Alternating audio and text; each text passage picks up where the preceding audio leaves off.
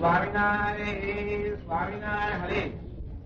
વતનામાં છેલ્લા પ્રકરણનું 12મું કરામત. સ્વામિનારાયણ સ્વામિનારાયણ 1684 સુધી શ્રી ગંગાજી દાદા કાંચના દરબારમાં પોતાના ઉતારાની મેળીના ગોખને વિશે વિરાજમાન હતા ને સરસ શ્વેત વસ્ત્ર ધારણ કર્યા હતા ને પોતાના મુખારવિંદની આગળ મુનિ તથા દેશ દેશના હરિભક્તની સભા ભરાઈને બેઠી હતી. પછી શ્રીજી મહારાજ પોતાના ભક્તજનને શિક્ષા કરવાની વાર્તા કરતા હતા. જેને પોતાનું કલ્યાણી છું તેને કોઈ પ્રકારનું માન રાખવું નહીં છે. હું ઉચ્ચ કુળમાં જન્મ પામ્યો છું કે હું ધનાઢ્ય છું કે હું રૂપવાન છું કે હું પંડિત છું એવું કોઈ પ્રકારનું મનમાં માન રાખવું નહીં. શું આ વચના શું શું સમજાવે? કરામત શું કહેવાય? આ આપણે 50 મણનો પથરો શિખર ઉપર ચડાવવો હોય તો કેટલી મજૂરી પડે, કેટલા માણસ જોઈએ ત્યારે 50 મણનો પથરો શિખર ઉપર જાય. પણ પેલું કંપી કરી એક જણો હાથર ખેંચે, 50 મણનો પથરો હાલ્યો, એક જણો એટલે હાથર ખેંચે ઉપર જાય છે. એ કરામત. પેલું આ આખું અધર કરવું હોય તો કેટલા માણસ ભેગા કરવા પડે. પણ પેલો 2 કલાક મેલાય, એક જણ આમ કરે એટલે હું તો થતું. એ કરામત કહેવાય ને કે નહીં? આ રોકેટ કાઢી લ્યો, અહીંથી તંત્ર લોકમાં જવું કેટલું વામનું છે. કોઈ જાય હાલી રોકેટ કાઢ્યું પછી હાડ્યું છે. જય મહારાજ. હા એમ એ કરામત. આ પ્રદેશમાં કોણ જતું હતું? કોઈ જતું હતું? 100 વર્ષ ચાલુ કોણ જતું હતું? સાધન કાંઈ નહીં મળે. ત્યારે કેવા સાધન તેને કહો? અહીંથી અમેરિકામાં જુઓ, એક જગ્યા ત્યાં કરામત એવી કળ ગોતી કાઢી. આ વૈજ્ઞાનિક લોકો જે સુધી આ કરામતથી સાહેબ મારે કે એક ગુણાતી સ્વામી કે લાખમાંનો લોઢાનો ગોળો પડતો મૂકી અક્ષરધામ અને પૃથ્વી ઉપર આવે ત્યાં સુધી રસ ભેળો રસ થઈ જાય. એટલે છે અક્ષરધામ છે. કેટલું જવું અમુક લોઢાનો લાખનો ગોળો કહી દે આપણે કે નથી, આપણે ના કહી દઈએ દૂધ ભેગા દૂધ થઈ જઈએ. પણ મહારાજ કે કરામત છે. આ કરામત અક્ષરધામ જેટલું કર્યું એ મહારાજ આ કરામત નું આપણને વચનાર સમજાવે. જો આપણે હિસાબ ભણવો હોય અને ભણ્યા ના હોય પૂછ્યું તો રૂપિયાનું શેર ને અડધાનું પાસે એમ કરી કરી ગોઠવે. પેલા લોકો અભણ લોકો હોય ને એ ગોઠવે. એ વ્યાસ ક્યાં આવે? પણ લેખું પૂછી છે તો હિસાબ આવી જાય. એમાં વળી કરામત કેવી કાઢી? સરવાળા ગોખી ગોખીને મગજ થાકી જતું થઈ જતું. રકમ આવી ગઈ કે એ કરામત કરી કે નહીં? હિસાબ કરી નાખ્યો. આટલું આવડું ડબલું આવે એમાં પછી આમ કરે કઈ હા એ ફેન્સી લેટર કે આપણને ખબર ના પડે એ બધી તમને ખબર ફેન્સી લેટર આપણે ભાડું દામ ક્યાંથી ખબર પડે? કહો. લેખ લખી આપે, કવિતા બનાવી કેવી કરામત કરી એમ જો જે બની ન શકે એવું બનાવ્યું. જે ગુરુ આપણને કલ્પના જ ના થાય એવી પાસે શોધ કરી કરામત.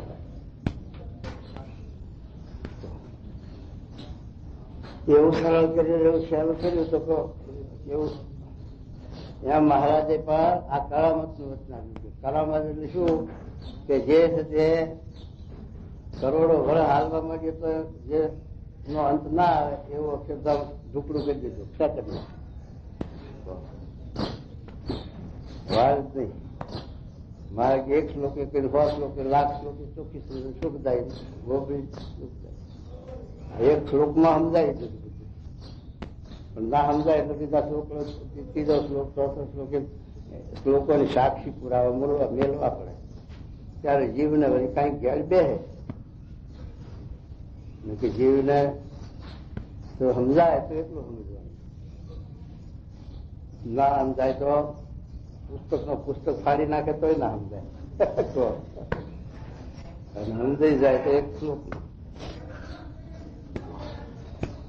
એ મહારાજ આ કરામત જેવી વાત કરી એમાં શું પ્રાણવાનો બતાવો. એક તો આ માનનું ખંડન કર્યું, માનનું નિરૂપણ યુવકે બધું કર્યું હતું ને માનનું. માન ઉપર બોલે, સ્વભાવ ઉપર બોલે, ક્રોધ ઉપર બોલે, એવું બધું યોજના ગોઠવી સંતો યુવકો. આપણે બધું આજ સુધી ભેગું ઘૂટ્યું છે, આપણે નાખી યોજના આવડે કઈ નોખું આપણે એવું ખબર ના આપણે બધું ભેગું. મહારાજ આપણે પેલું માનનું ખંડન કરે. માન છે એ રોકી રાખે, માનને લઈ અને અક્ષરધામ હાથમાં આવેલું ગુમાવી દે. અહીં આવ્યા હોય સ્વામીનો સંબંધ છો, તમારા સંત જેવા સંતનો જોગ છો અને માની હોય એ આ થેલી ઉપાડી પાછી જ્યાં સ્વામિનારાયણ હવે આપવું જ નહીં કોઈ દાડો મંદિર કોઈ ભાવ પૂછતું 1000 પૈસો લેવા. આ માન કોઈ આખું ગુમાવી બેઠો કે નહીં અક્ષરધામ.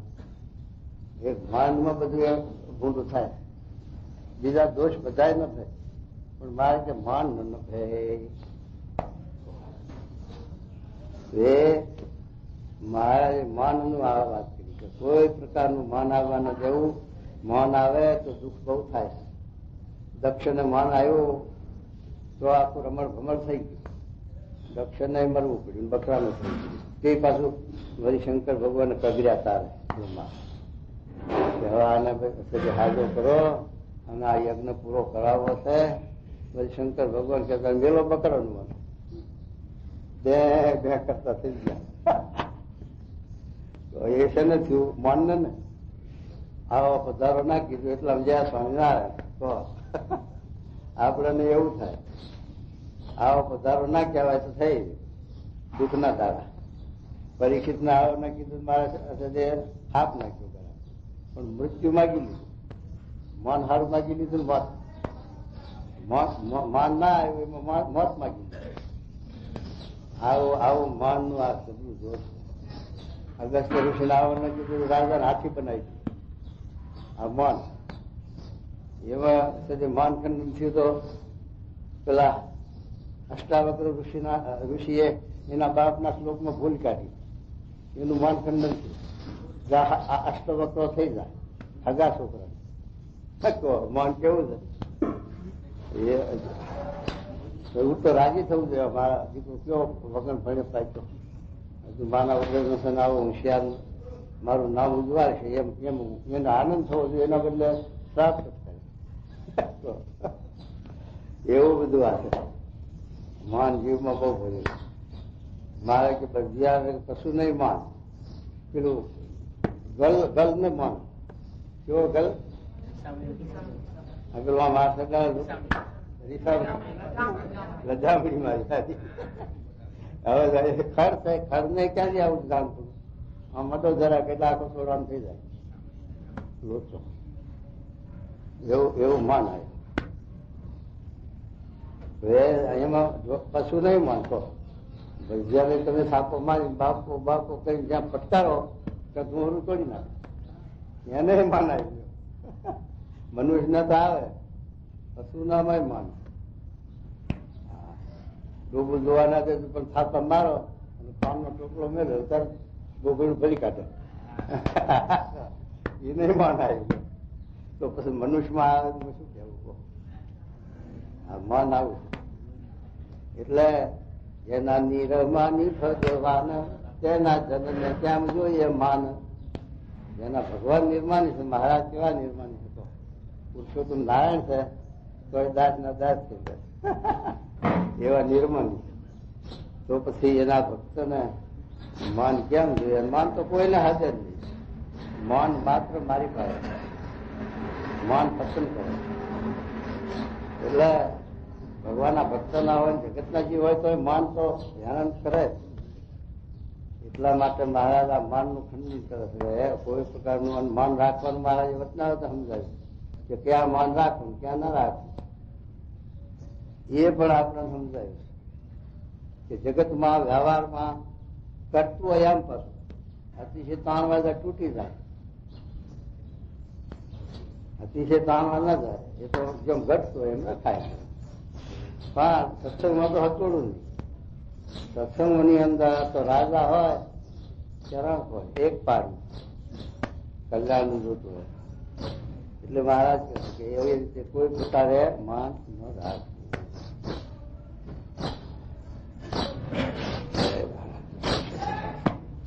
તો રૂપનું માન આવી જાય, ગુણનું માન આવી જાય, કુળનું માન આવી જાય, બધી વાતે વિદ્વતાનું માન આવી જાય. બહુ માનનું તો સ્વરૂપ છે. એ મહારાજ આપણને કે કોઈ પ્રકારનું માન સત્સંગમાં કલ્યાણના ખપવાળાએ રાખવું નહીં. અને સત્સંગમાં નિર્માની થઈ જવું, દાસના દાસ થઈ જવું.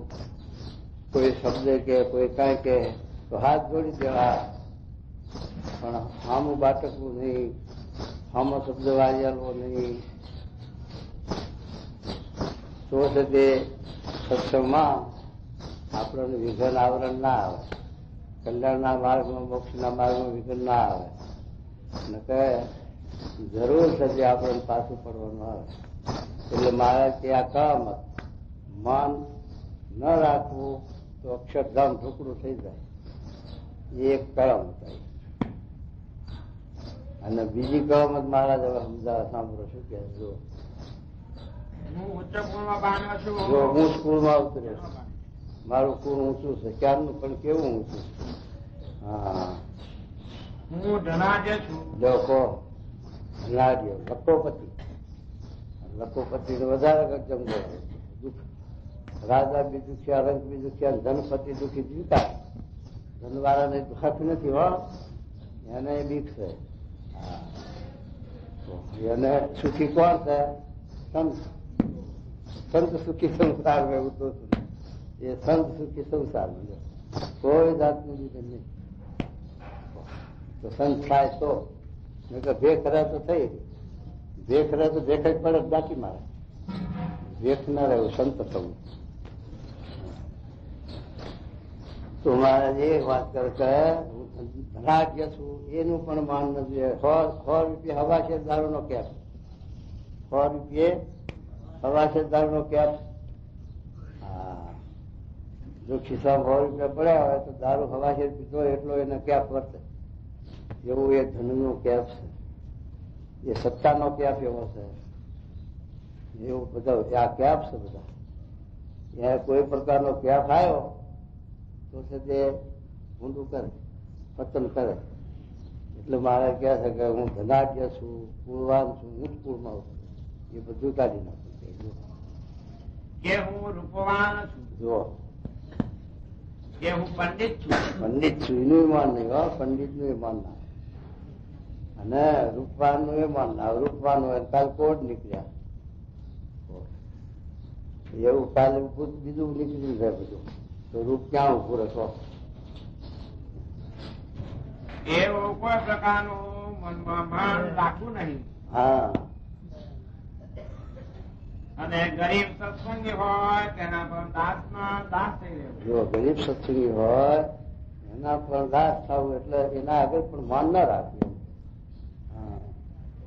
અને ભગવાન ભગવાનના ભક્ત તેનો જેને અવગુણ આવ્યો હોય ને જે સત્સંગી કહેવાતો હોય તો પણ તેને હરગાયા સ્વાન જેવો જાણવો. આ મુદ્દો આવ્યો બીજો. પહેલો મુદ્દો માનનો તો કયો મહારાજે? કોઈ પ્રકારનું માન ના રાખવું સત્સંગમાં. જો કલ્યાણની ખપ હોય, અક્ષરધામમાં જવું હોય તો મારે કે દાસના દાસ થઈ રહેવું. હા, વ્યવહારમાં પણ આપણે કઈક કામ સાચવું હોય તો નિર્માની થઈ જવું પડે. એના આગળ આપણે જીર્ણાધીન થઈ જવું પડે. કોઈના પાસેથી આપણે કામ કાઢવું હોય, 5 રૂપિયા ઉછીને આવે, અજવાર ઉધાર જોતા હોય તો હમું નથી એવું હોય તો એના સાથે હાથ જોડો, બા બાપ મા બાપ કરવા. અને 3 પૈસાનો પટ્ટાવાળો એને મા બાપ કેવા પડે, બા બાપા કરવા પડે, કામ કરવું સાહેબ.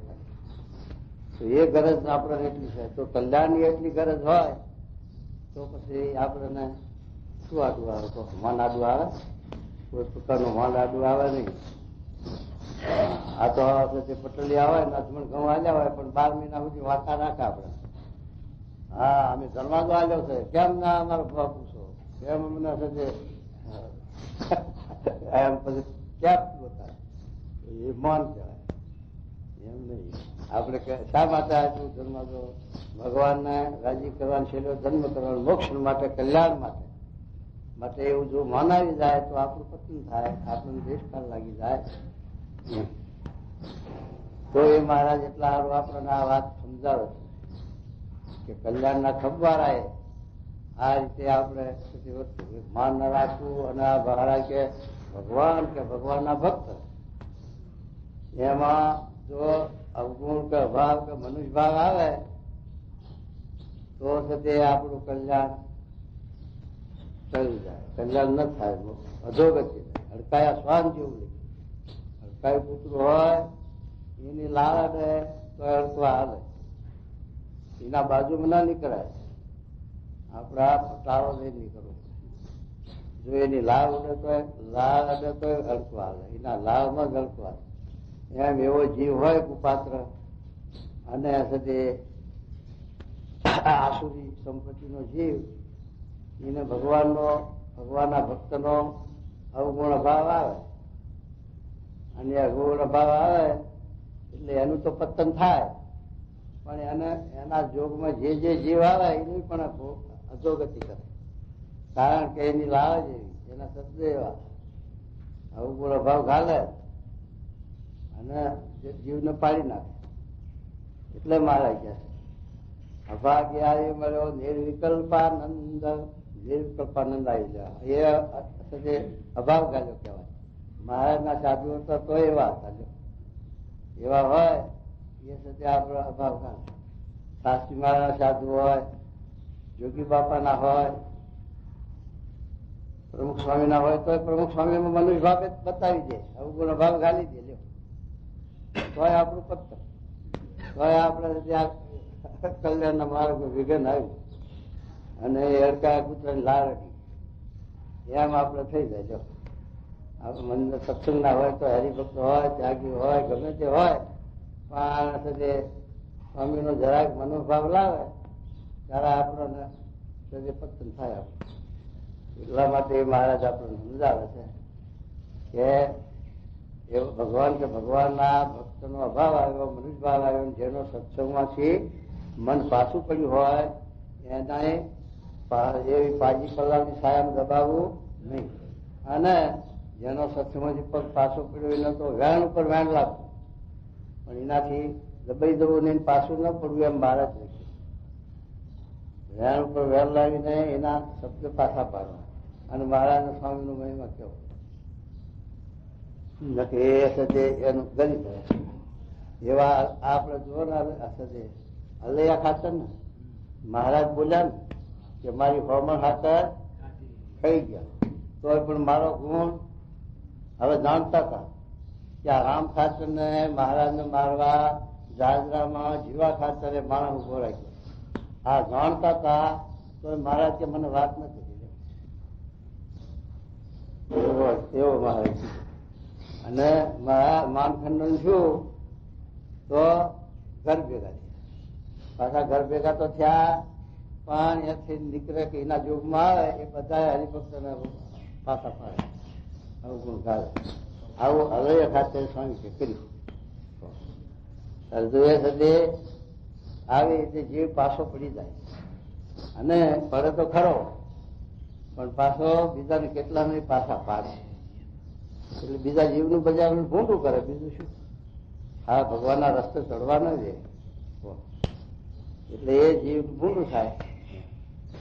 એ પોતે તો પડે. મારે કે કાચનું વાહન, તાંબા પિત્તળનું વાહન ને માટીનું એ વાહન. પણ કાચના વાહન જેવા હોય એ પગ કાણા કરે. કાચ ફૂટી જાય પણ પાછું એને વાડીમાં દાટવો. રસ્તામાં તો નખાય જ કે જે નીકળે એને પગે કાંટા કાચ વાગે. એ માટીનું વાહન ઓછું વાગે, ના વાગે. અને તાંબા પિત્તળનું તો ભંગારમાં જાય. 7-8 આના ઉપજતી હાફ બાતલ ન જાય. સત્સંગમાં નીકળી ગયો એટલે સત્સંગની સેવા કરે, 2 હરિભક્તો મહિમા કે, પણ પાછા ન પાડે.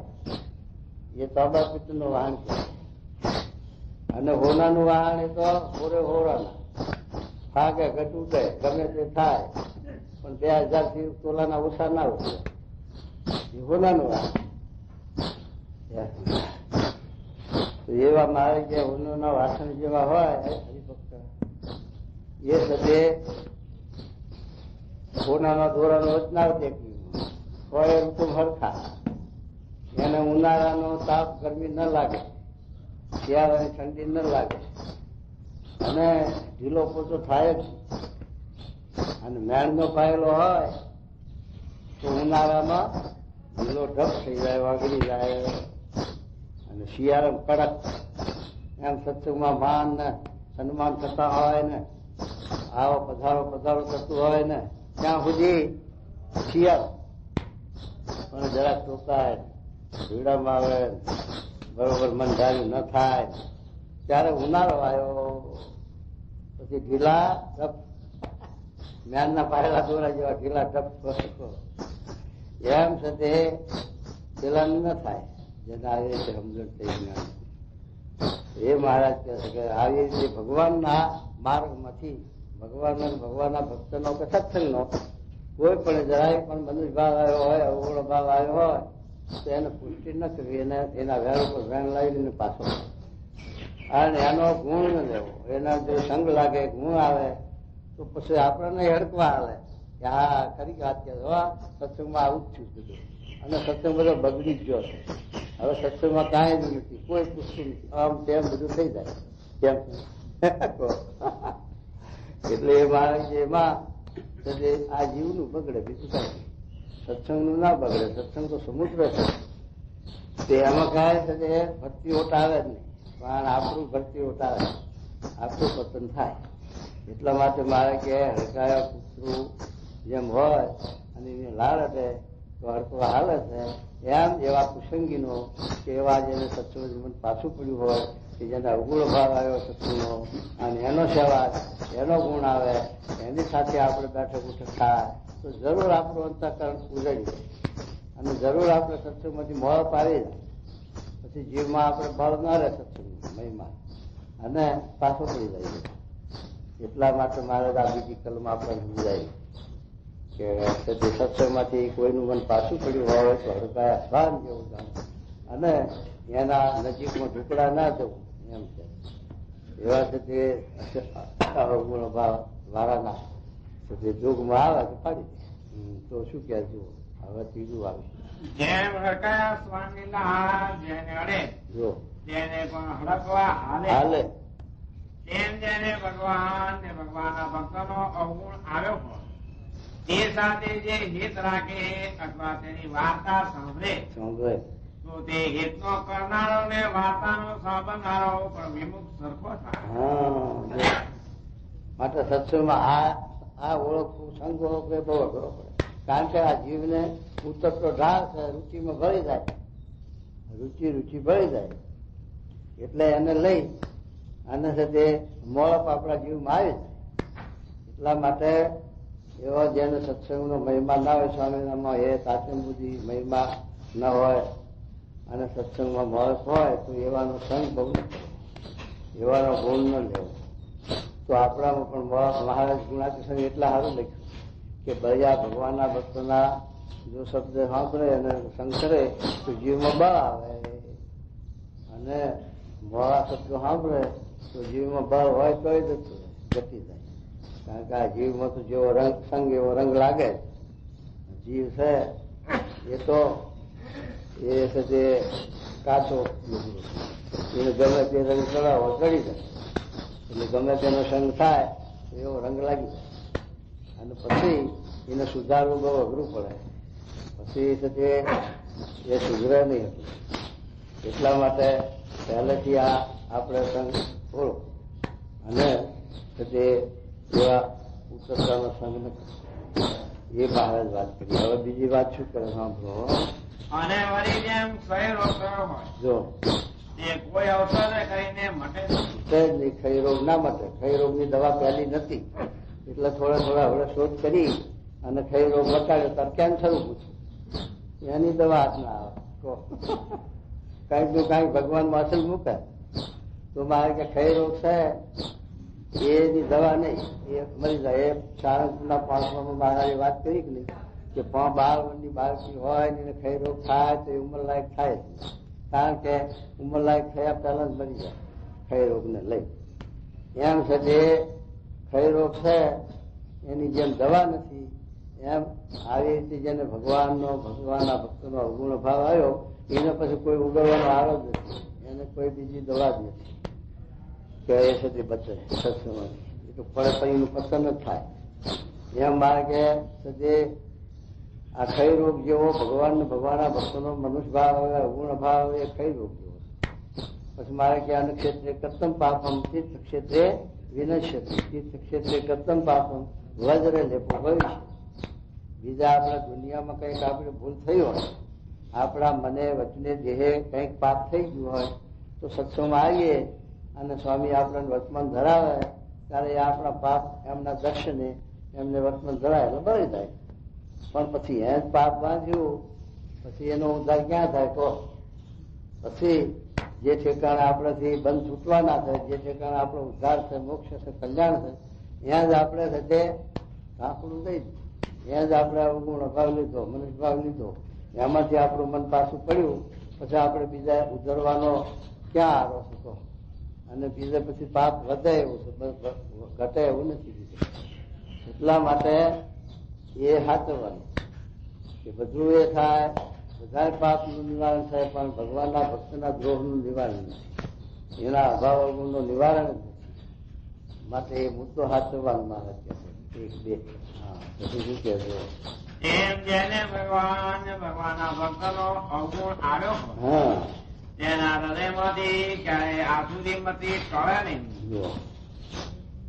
અને અનંત બ્રહ્મત્યા કરી હોય. જો અનંત બ્રહ્મત્યા બ્રાહ્મણો મારી નાખ્યા અનંત બાળ હત્યા કરી હોય. પેલા જેસળે કર્યું હતું આ બધું. જેસળ કેટલી જનોઈની કોઠી ભરી બ્રાહ્મણો મારી એમ કે અને આટલા બધી બાળ હત્યા એવું બધું કરે. પણ હવે જે ક્યાં ક્રિયા જોવું થયો તોળાનો થયો તોળનો બેવડી તારી બુડવા નહીં દઉં જેસો ક્યાં છે નહીં એવું કહે છે ને તો એનું કીર્તન ગાય. પણ એવો પાછું હતો તો એ ભક્ત હતી બાઈ તો એના જોગમાં એને થતી ઉદ્ધાર કર્યો. તો આ તો આપણે ભગવાન અક્ષરધામના ગુણાથી પુરુષ બન્યા, માયાપરના પુરુષ બન્યા. તો પછી આપણા પાપ ક્યાંથી ઉપાડે? તો પણ પછી હાય બાંધે તો પછી ક્યાં જાય એનો છુટકારો? જોગેથી જાય ને. તો એ કે મારે જો શું કે છે ને અનંત સ્ત્રી હત્યા કરી. હા અને અનંત ગૌ હત્યા કરી. ગૌ હત્યા ગાયો મારી અનંત હોય, ગૌ હત્યારો એક હોય તો પેલા ગૌતમ ને કેટલું માથે થયું? ગૌ હત્યારો આ તો કેટલી ગાયો મારી આનંદ. ને અનંત ગુરુ સ્ત્રીનો સંગ કર્યો. પંચ મહાપાપની વાત કરે. હા તેનો પણ કોઈ ગાય છૂટકો થાય. જો એનો પણ પાપનો છુટકારો છે, કારણ કે એને ભગવાનનો સત્સંગનો જોગ થાય અને એની કૃપાએ એનો પશ્ચાતાપ કરે અને એનો સાથે પ્રાયચિત કરે તો એ પાપ બળી જાય. પણ હાવ ક્યાં બળે? હા ને શાસ્ત્રમાંથી પાપ છૂટવાનો ઉપાય પણ કયા? પણ ભગવાનના ભક્તના અવગુણ લેવા વાળાને કોઈ શાસ્ત્રમાં એ પાપ છૂટ્યાનો ઉપાય કહ્યો નથી. કહો એ પાપ છૂટ્યાનો ઉપાય કયો નથી. એ જન્મ આ જ્યાં જન્મ ધરે ત્યાં આ ધંધો કરે. જો આ શિશુપાન, દંતવક્ર, કાળયો ને એવા આગળ થઈ ગયા એ જ્યાં જ્યાં દેહ ધરે ત્યાં ભગવાનના ભક્તનો દ્રોહ જ આ ધરે, એને બીજું હુજે જ નહીં રસ્તો, કારણ કે એનું એ બુદ્ધિ સ્થાપિત થઈ ગઈ. એટલે એને હવે ભગવાનનો માર્ગ હાથ આવે જ નહીં અને ભગવાનના માર્ગ તે ચાલી જ શકે નહીં, એટલે એનું પતન છે. એ મારે કે આવી રીતે જે ગૌ હત્યા કરી હોય, બ્રહ્મ હત્યા કરી હોય, બાળ હત્યા કરી હોય, ગુરુ સંરક્ષણ કર્યું, એનું નિવારણ થાય. પણ રાવણ, કૌરવ ને કંસ એ ત્રણનો સદે એને સદે ભગવાનનો માર્ગ હુજે જ નહીં, એને દ્રોહ જ હુજે જ્યાં જાય. તો શું કહેજો મહારાજ? એક જ વાર મરવું પડે અને એ ભગવાનને ભગવાનના ભક્તનો દ્રોહી હોય એનો અનંત કોટી કલ્પ સુધી મરવું પડે અને અવતરવું પડે. કારણ કે ભગવાનનો માર્ગ, ભક્તિનો માર્ગ, જ્ઞાનનો માર્ગ ગુજરે નહીં એટલે જન્મ મરણ મટે નહીં, એટલે જન્મ લેવા પડે. અને પેલું તો એક વાર તો કઈ માર્યું તો એ મરી ગયા એક વાર, પણ પછી બીજા વખતે પાછો મોક્ષનો ઉદ્ધાર છે. બીજા વખતે ભગવાન સત્પુરુષનો જોગ થાય અને થઈ જાય તો એનો ઉદ્ધાર થઈ જાય. પણ પેલો તો જોગ થાય ને થાય તો મનાય નહીં, એનો ઉત્તર ના કરે, દ્રોહ કરે, ઈર્ષા કરે. ભગવાનનો ભક્તનો ભગવાનનો જોગ હોય તો એને પાછું અવજ્ઞા કરે, ઈર્ષા કરે, દ્રોહ કરે, પણ સદી મહિમા તો આવે જ જીવમાં. એટલે મારે કહે છે કે જો પર્વત ઉપર પડે, કોઈ શસ્ત્ર માર કાપી જાય અને ઝેર ખાય, યારું કરે, ગમે તે રીતે મૃત્યુ થાય તો પણ એ વડે એક મૃત્યુ થયું પછી બીજા જન્મ પાછું જોગ થાય ભગવાનનો અથવા સત્પુરુષનો, અને એના જોગે કરી પછી આ જીવનો ઉદ્ધાર થાય. પણ આ તો ભગવાનના ભક્તના દ્રોહીનો તો પછી, કારણ કે બીજો જન્મ ધરત હોય પાછો દ્રોહ કરવાનો છે, એટલે પછી બહુ જન્મ ધરત હોઈશું તો એનો છુટકારો તો થાય નહીં. એટલે મહારાજ કહે છે કે આ રીતે ભગવાનના ભક્તનો જેનો દ્રોહ, ઈર્ષા, અભાવ થયો એને પછી જન્મ મરણ ઉભું જ છે. અને પેલાનો તો એક જ વાર મળ્યો, પણ પછીનો એ જોગ થાય એટલે એને મહિમા સમજી જાય અને ભક્તિ કરે છે અને એના જીવનો ઉદ્ધાર થાય એટલે બચી જાય. શું કહે જુઓ? અને વળી ગમે તેવો શરીરમાં રોગ થયો હોય જો ને તેને કરીને શરીર પડે અથવા કોઈ શત્રુ મળે ને શરીરનો નાશ કરી નાખે પણ જીવનો નાશ થતો નથી. અને ભગવાનને ભગવાનના ભક્તનો દ્રોહ કર્યાથી તો જીવનો પણ નાશ થઈ જાય. યોશાકાલીનું વચનામૃત આપ્યું મહારાજ. યોશાકાલીના વચનામૃત કહ્યું કે આ જીવનો નાશ તો થતો નથી. મહારાજનો નાશ કેમ થયો? તો કે મહારાજ કે જન્મ જન્મીને ભગવાનનો માર્ગ ગુજર જ નહીં, એનો નાશ. કોઈ પર્વતનો દેહ આવે, કોઈ હિજડાનો અને વેંડળનો દેહ આવે તો એને કરીને ભગવાનના માર્ગે ચાલી ન શકે, એટલે એનો નાશ થઈ ગયો. જીવ તો આમ તો અવિનાશી છે અને મરે જ નહીં, ચૈતન છે. એટલે પણ મર્યો સાથી કે એને ભગવાનનો માર્ગ ગુજરે નહીં, ભક્તિનો માર્ગ ગુજરે નહીં, એના કલ્યાણનો માર્ગ એને ના ગુજરે એટલે એનું પતન થયું, એટલે મરે. એ જ મહારાજ કે એનું મરણ છે. અને જીવન દોરી આ ભગવાનના ભક્તનો ગુણ આવ્યો જીવન દોરી, અભાવ આવ્યો મરણ દોરી. બે વચન મહારાજ સમજાયા. અને ભગવાનને ભગવાનના ભક્તનો દ્રોહ કર્યાથી તો જીવનો પણ નાશ થઈ જાય છે. ત્યારે કોઈ કહેશે કે જીવનો નાશ કેમ થતો? હા, એમ જીવનો નાશ કેમ થતો હોય છે? પેલામાં એવું જાય ને શું કે છે? તો ત્યાં દ્રષ્ટાંત છે. હા, જેમ વીજળો હોય જો એ પુરુષ પણ ન કહેવાય ને સ્ત્રી પણ ન કહેવાય, નકારો જીવ થઈ ગયો. નકારો થઈ ગયો ને. હા, એ તો કેવળ વૃંદલ કહેવાય.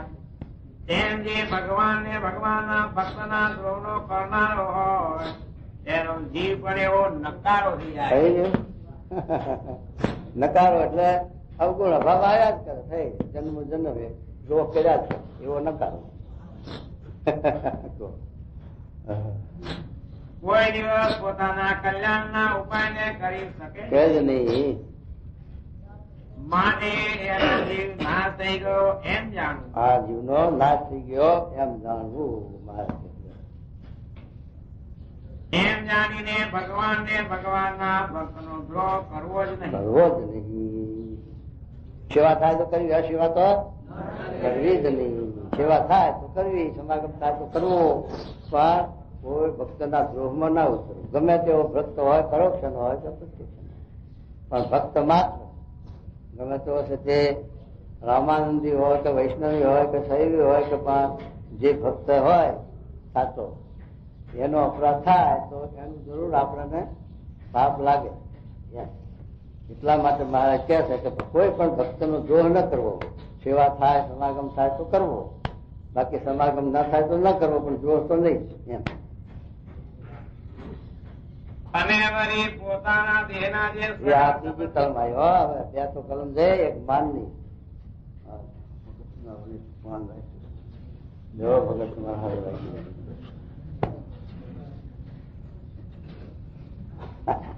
હા, પછી શું કહેજો? અને વળી પોતાના દેહના જે સગા સંબંધી હોય હા, ને જે સત્સંગી હોય, જો સગા સંબંધી હોય, સત્સંગી હોય પાછા એમ. તો પણ તેમાં અતિશય હિત રાખવું નહીં. કુસંગી હોય ને તો વાતચીત કરવાની, પણ સત્સંગી હોય તો હિત ના રાખવું એમ કહેતા. કુસંગી હોય તો હિત શેનું રખાય? સંબંધી હોય તો એને કશું કઈ પહેલાજી નથી, હિત રખાય. પણ આ તો સત્સંગી હોય તો પેલા ઓગણીના વચના જ મૂક્યું ને કે મારા એક તો સંબંધ નું હેત હોય અને પાછા સત્સંગી પણ આમ હેત, બે હેત ભેગા થયા પછી એમાં વધારે ચોટે તો બે ગુંદર હામાં. એટલા માટે મહારાજ કહે છે કે સંબંધી હોય અને સત્સંગી હોય તો સત્સંગી જાણીને પણ એમના સાથે હેત બંધન થાય ન રાખવું. તો એ મહારાજ કે સંબંધીમાં હેત એ તો એના માટે મહારાજ 19 વચના આગવું સમજાય અને કહી દીધું મહારાજે કે ત્યાગીના બે કુલ લક્ષણ, સંબંધીમાં હેત અને વાસના કામના. આ બે શુભા જતા નથી. શુભા નથી કઈ નહીં, પણ પતન કરે પાછા સત્સંગમાંથી. એટલા માટે મહારાજ કહે છે સંબંધીનું હેત છે એવું એ સત્સંગી જાણીને ન રાખવું, સ્વાર્થને લઈને ન રાખવું. સંબંધીનું મહારાજ એટલા ના પાડ્યું તો કોઈ પદાર્થ એ માગવું નહીં, લેવું નહીં, આપણે એનું ખાવું એ નહીં. આટલા સુધી લઈ ગયું મહારાજ, કારણ કે એની સમૃદ્ધિ કરાવે. એટલે મહારાજ આવું લખ્યું. તે છતાં પણ પાછું મેં ગહારો લાગી જાય જીવને એમ. તો શું કે છે મહારાજ કહે છે સંબંધીનું હેત રાખવું નહીં. હા, જેમ દૂધ સાકર હોય, દૂધ ને સાકર હોય ને તેમાં સર્પની લાળ પડી હોય ને તેનું જે પાન કરે તેના પ્રાણ જાય. કઈ થયું? દૂધ સાકર હોય ખરેખર, પણ એમાં હાપની લાળ પડી, હાપ નું ધ્યાન છે તો પ્રાણ લઈ લે.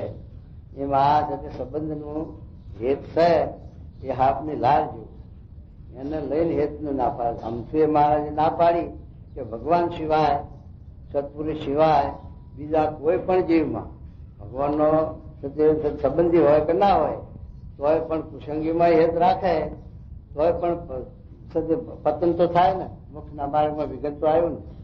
મહારાજને મેલીને, સ્વામીને મેલીને બીજા જીવમાં ભલે સત્સંગી ના હોય, સંબંધી ના હોય તો એમાં જો પણ હેત કર્યું કોઈ પ્રકારે તો મરગલાને જેવું થાય, ભરતજીના મરગલા જેવું. એટલે મહારાજ કોઈ કશાયમાં હેત ના પાડીને આ તો સંબંધના સત્સંગી સંબંધી હોય એ સહેજે સહેજે એમાં હેત થાય એટલા માટે ના પાડે. પેલામાં સહેજે ન થાય, કઈક સ્વાર્થ હોય તો થઈ જાય, કઈ લેવા દેવામાં પદાર્થનો કઈક હોય તો એમાં હેત થઈ જાય. એટલા સારું મહારાજ કહે છે કે મહારાજ સિવાય, સ્વામી સિવાય, એના એકાંતિક ભક્ત સિવાય, સાચા ભક્ત સિવાય બીજે હેત કરવા જાય તો એને એટલું આવે, એટલું એને વિઘન કલ્યાણના માર્ગમાં.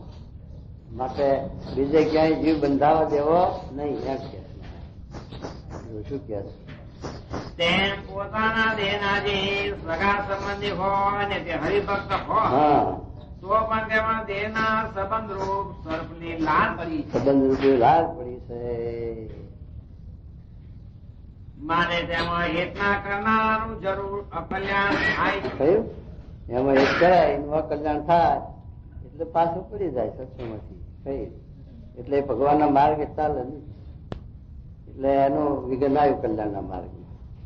માટે મહારાજ કે પોતાના એકાંતિક ધર્મમાં ખોટ આવે એવા પદાર્થ અથવા કુસંગ એને ઓળખી રાખે અને એમાં પછી એનો બંધાય નહીં, લેવાય નહીં, એ જાણપણું રાખે તો એને વિઘન ના આવે, ડગલે ને પગલે વિઘન ના આવે. એટલા માટે સજી મહારાજ આપણે ના સજાગ કરે. આ કળામત નું ના, આ કળામત 3 વાત મૂકી. માન નું મહારાજે મૂકી દીધું કે માન કોઈ પ્રકારનું ન રાખવું, અને જેનો સત્સંગમાંથી પાછો પગ પડ્યો હોય ને સત્સંગનો અવગુણ ભાવ આવ્યો હોય સ્વામીનો અથવા મહારાજનો, તો એનો છેટેથી દૂરથી ત્યાગ કરવો. અને આ સંબંધીની વાત આવી. આ 3 વાના જો હાથ રહે તો સચી દેહે અક્ષરધામમાં બેઠો છે. આ કળામત લ્યો. જો તે અક્ષરધામ પછી ગોતવા નહીં જવું પડે, સેજાના હાથના પ્રમાણે એને મરીને અક્ષરધામ જવું એવું તો સતી દેહ અક્ષરધામમાં પામી રહ્યો છે, અક્ષરધામમાં બેઠો છે એવું મહારાજે આ વાતમાં સમજાવ્યું. આપણે જો સમજાય તો બેટમ, અને ના સમજાય તો થઈ. યોગી બાપા બહુ બોલતા શબ્દ, યોગી બાપાનું એ સૂત્ર એમ કે છે. જો એમ જાણીને જેને પોતાનું કલ્યાણ ઈચ્છવું હોય, જેને દેહના જે સગા સંબંધી હોય તે સાથે હેત રાખવું નહીં રાખવું. અમારા હજા હતા ફૂલા વખતમાં યદ બાપ દીકરો બે રહે, બાપ હતા દ્વારા લુગડે ગ્રસ્ત ના ત્યાગી હતા ભગવાન લુગડે, પણ હવે તે બે આવ્યા હતા રીતા સાધુ વાળા હતા. ભંડાર કરે, પુસ્તકો બાંધવા, બાંડિક કરે, આવું બધું કરતા. પણ એ ભૂલા ભગત ને લઈને ઉપાડ્યો, લઈ ગયા ઘેર. બોલો ભગત જીવન એને લઈ ગયા ઘેર. તે બધા ઘેર જઈને એવા ખરાબ થયા, એવા હેરાન થયા. એ સત્યા તમારે કેવું પેલા પ્રાગજી પુરાણી નું ગામ આમોદ ના હરિફુલા સંવાદી. અમારા હરિવલ્લભભાઈ હતા ને સ્વામી, આપડે આટલા જ એ હરિવલ્લભભાઈ પ્રકરણ બનાવ્યા બે. હરિફુલા સંવાદ એ કરી હરિવલ્લભભાઈ વાત કવિ ગોઠવી દે વાત કવિ બનાવ્યા, પ્રકરણ બનાવ્યા. પ્રકરણ હરિફુલા સંવાદ એ સંબંધી કહું છું એ થતું તો સત્યમાંથી ઉપાડી ગયા, અને બધા એટલા દુઃખી થયા, હેરાન થયા, પૂરા થયા. હવે અત્યારે રવના હોય ને ક્યાં નથી. એ સંબંધી નો હેતુ એવું છે. પેલા ભાઈ કેવા સ્વામી કીડી ગવૈયા કે સુખાનંદ સંબંધી નું કલ્યાણ કરવું. જો ત્યાં ગીતા સાધુ સંબંધી નો મોહ છે. મહારાજ કાંડું જાજુ હા મહારાજ એનું કલ્યાણ કોણ કરશે? તમારા હાથમાં છે, ભગવાનના હાથમાં છે. એમ કરી કાંડું જાજુ તો કાંડું મુકાઈ ન ઉપડ્યા. પણ શું થયું પછી? એનું રસ્તામાં દેહ પડી ગયો, ના આંકડી મહારાજ નો રાજી પડ્યો, અને ના ઘરનું સંબંધીનું કલ્યાણ થયું. વચમાં દેહ ગયો અને ધાર્યું ન થયું. આવું જીવની એવડે આમાંથી મારે કલ્યાણ મારા સંબંધીનું કરવા જવું છે. ભાઈ તારા સંબંધીનું કલ્યાણ ભગવાન કરનારા, આપણે શું કરવાના છે? માટે આ સંબંધીનું વેદ પાણી જાય, ખેંચી જાય છે. માટે આવું સંબંધી તમારા એક નેપાળના કેશુદા હતા, કેશુદા ખરું કે નહીં? ઘનશ્યામ ખબર ડોહા હતા, અને એનો પેલો છોકરો હતો ને પેલો અક્ષર બોચાહેણમાં રેહ કાઢતો હતો નહીં પાસે, પછી કાઢી મેલ્યો. એને ખબર ને તમને? હવે કેશવદા સાધુ કહેલા તો ઘેર બે છોકરા, મારા છોકરાને મારા કોઈ ગાંઠતા નથી, હું હોય તો ધોકાવું એમ કરીને ઘેર ગયા દ્વારા એમને જ ધોકાયા છોકરાએ. પાછા આયા જાજુ ત્યાં. અને આ જારી છે ને, આ જારી આપડે ઘનશ્યામ મહારાજ પૂજારી, એ જારીમાં પથારી રાખેલી, અને સજી માદા પડ્યા. તે માદા પડ્યા તેવું લવે એ આ કરો પડ્યો હો, આ કરો પડ્યો હો માથા ઉપર, અને એ આ કીડીઓ આવી ઉભરાણી કીડીઓ એમ કરે. એ વેવાણી આવી, એ વેવાણી આવે છે, આમ કરે હો બધું. આવું લવે, આવું આવી લવડાએ ચડી ગયા. 1 મહિનો દેહ ઊંચો આવી, દેહ 1 મહિનો પડ્યો. આવું દશા થઈ કહો ઘેર ગયા છોકરાનું કલ્યાણ કરવા. એમ અમારા ઠાકર છે એવું કહ્યું, સાજ પડવાના છોકરાનું સારું કરવા ગયા, છોકરા ઠેકાણું ના આવ્યું. એમ આ સંબંધીનું હેત એવું જીવને મોક્ષના માર્ગમાંથી પાડી દે અને દુખ્યા કરી મૂકે.